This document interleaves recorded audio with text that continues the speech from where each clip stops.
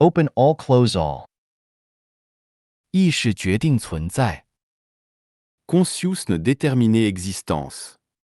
Xiefeng. Translated by Qinyu, edited by Peter. Whether existence determines consciousness or consciousness determines existence is a type of watershed between materialism and idealism.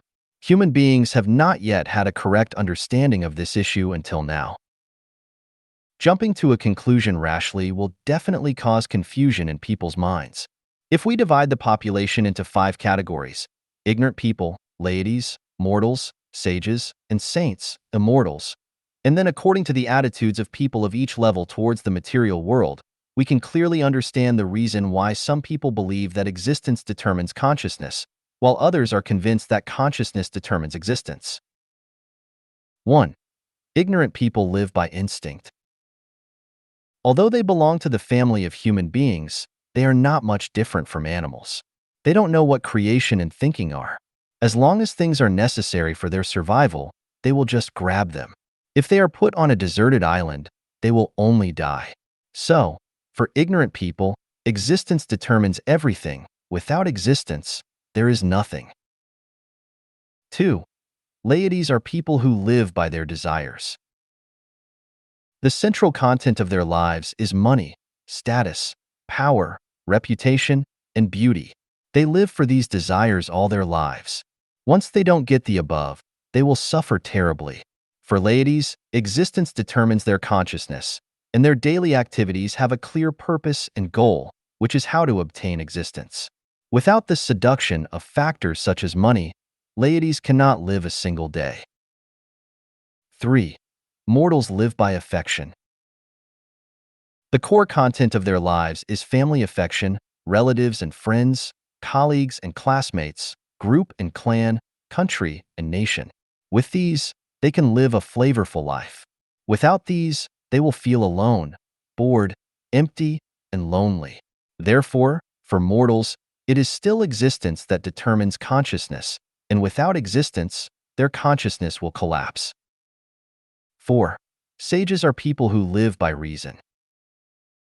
They are people who often ask why, people who want to understand the essence behind superficial phenomena, existence. Existence is the basis of sages' consciousness. Without this basis, they cannot think deeply. People such as scientists in various fields, philosophers, and thinkers all belong to the category of sages. Although existence is the basis of the consciousness of sages, they also pay more attention to the reaction of consciousness to existence. Therefore, for sages, existence and consciousness are equally important. Because they devote more time and energy to the field of consciousness than on the basis of existence, sages tend to become the best among human beings. 5. Saints, immortals, are people who rely on spirituality. What is perceived through sight, hearing, smell, taste, and touch is not important to them. What is important is what is realized through their spiritual sense. Spiritual perception is purely an activity of consciousness, so, for immortals, it is consciousness that determines existence. To sum it up, for ignorant people, laities, and mortals, existence determines consciousness. If you tell them, consciousness determines existence, it is like casting pearls before swine. They might even give you a back kick. For sages, existence is equivalent to consciousness. There is no question of who decides what. For immortals, consciousness determines existence. If we tell immortals that existence determines consciousness, they can only think that we are ignorant. Then, does existence determine consciousness, or does consciousness determine existence? First, let's take a look at all the things created by human beings. Like cars, how did cars appear on Earth? There are no cars on the Earth, so how could cars appear out of thin air? What? It turns out that people first imagined it in their consciousness, and then created it according to the imagination in their consciousness. How did the first house appear on the Earth? What? It is also people who first imagined a house structure, and then recreated it according to the imagined structure. How did fashion become popular? What? It turns out that fashion designers first realized it in their brains, and then made it to guide the trend. It can be deduced from this that all things created by human beings are firstly imagined in human consciousness, and then created according to their imaginations. If people had no imagination, that is, no thinking and no consciousness, then all the artificial objects that we use today would not have appeared. This clearly proves that consciousness determines existence. Without human consciousness, how can there be so many artificial things on the earth? Let's look at the dwelling places of human beings and the natural environment.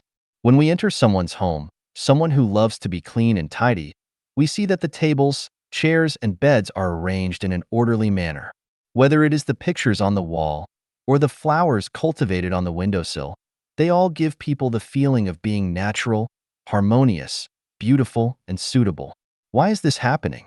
Oh, it turns out that the owner of this house has a clear spatial layout in her consciousness. The orderly existence of everything in her house was first imagined in her consciousness.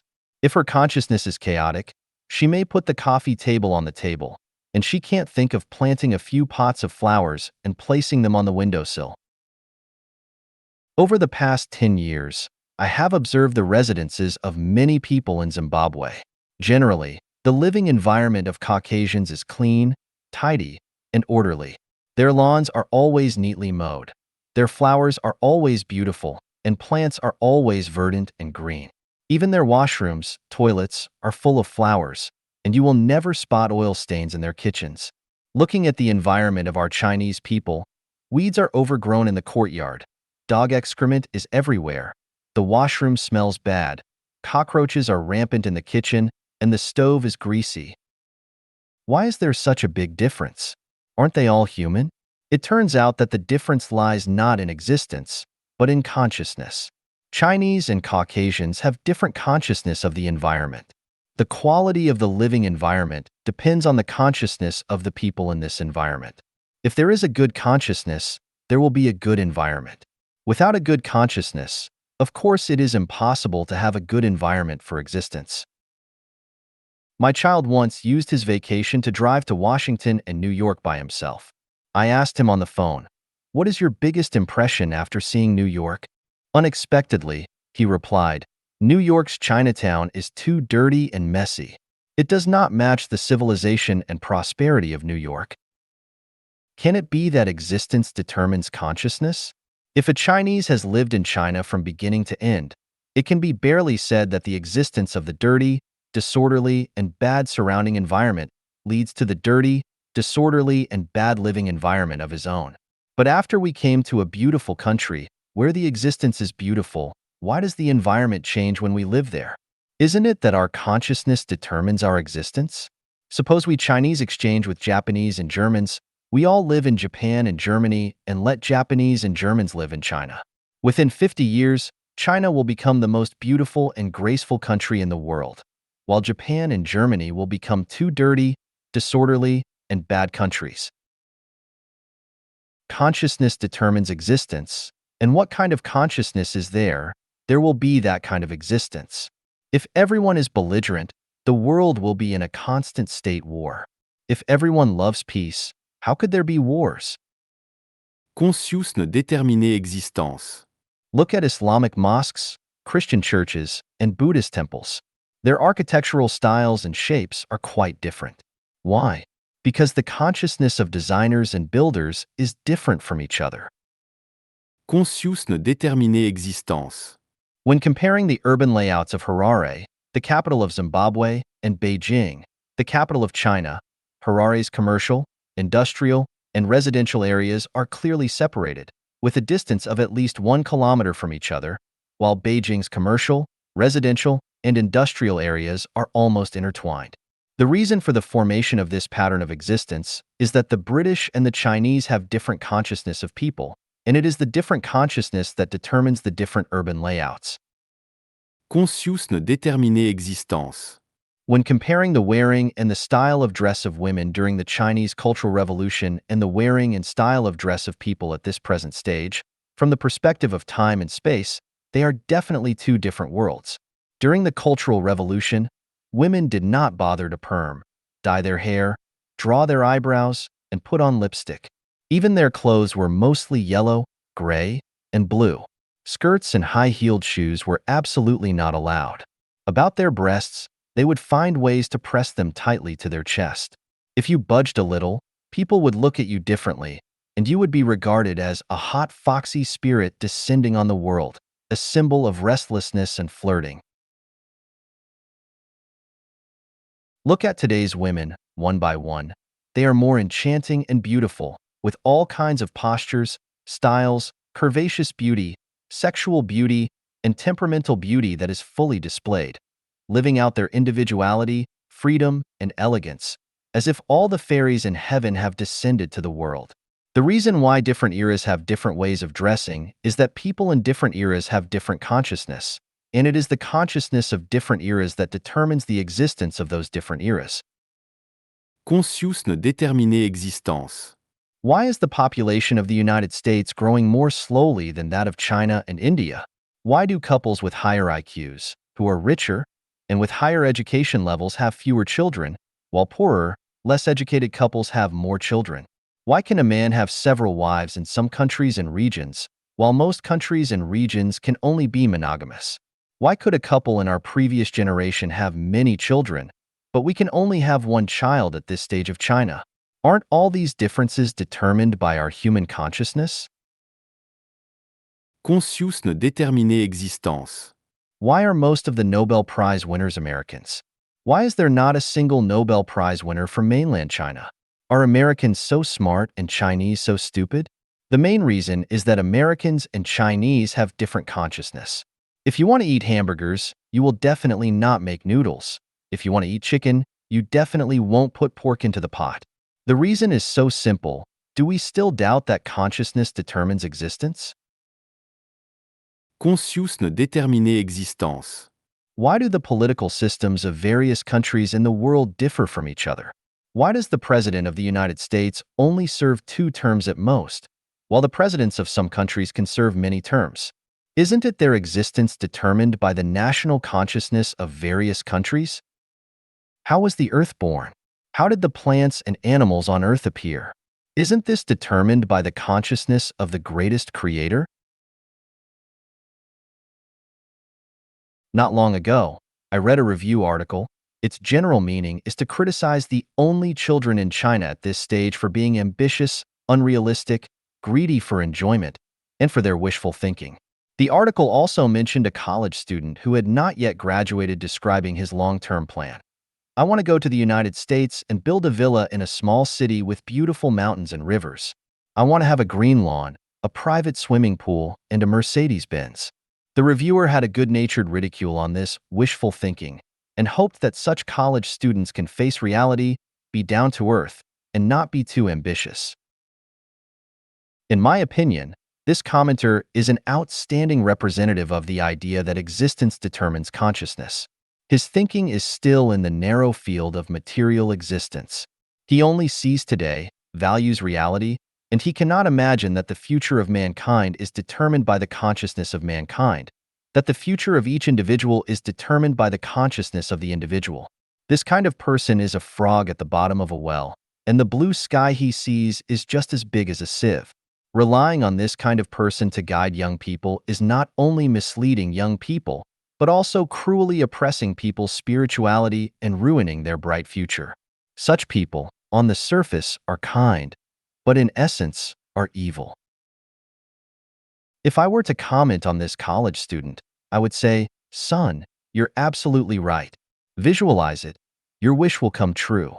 The better and clearer the picture you have of your future in your mind, the more likely you are to realize it. The place you can see is where you are going. The situation you can realize in your brain is where you can go, because your behavior is controlled by your consciousness. If you want to go to the east, your feet can't move toward the west. The existence of reality is constantly changing with the consciousness of human beings. If we limit our consciousness to the existence of reality, we will always be slaves to the existence of reality, and we will never be able to create a better tomorrow. Son, the universe is boundless. There are 36-dimensional spaces, so spread the wings of your imagination and fly freely. A bright future belongs to the generation that can imagine this. Whether existence determines consciousness or consciousness determines existence, it is by no means a game of words or concepts, and it is by no means a question of whether to eat steamed buns or noodles. Whoever comes first directly determines the future of everyone. What kind of consciousness one has, he will have that kind of life. What kind of consciousness determines what kind of existence he will have. Existence determines consciousness is the thinking of animals and plants that rely on instinct to survive. Consciousness determines existence is the thinking of sages and saints, and the thinking of gods and Buddhas. If existence determines consciousness, we have only one Earth. If consciousness determines existence, we will have 36 dimensional spaces. If existence determines consciousness, we can only survive in the contradictions and pains of reality forever. If consciousness determines existence, we can transcend the existence of reality and focus on future development and changes. If existence determines consciousness, we can only passively be constrained by the environment. If consciousness determines existence, we can actively open up a sunshine avenue in the existence of reality. If existence determines consciousness, we cannot see the brilliance of the greatest creator, and we can only live to die. If consciousness determines existence, we can decipher the mysteries of the time and space of the universe, extend this limited life to the infinite wonderful time and space, and then we can die to be reborn. Existence determines consciousness is conventional thinking. Consciousness determines existence is unconventional thinking, and a bright future belongs to people with unconventional thinking.